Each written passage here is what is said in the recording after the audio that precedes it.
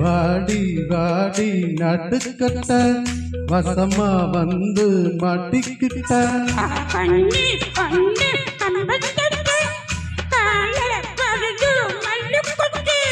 நீதானே கண்ணுக்குள்ள கட்டி வச்ச நீதானே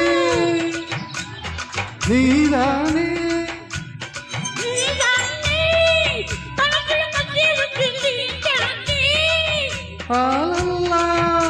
தொங்கர அதுக்கு இப்போ என்ன ஆகுது?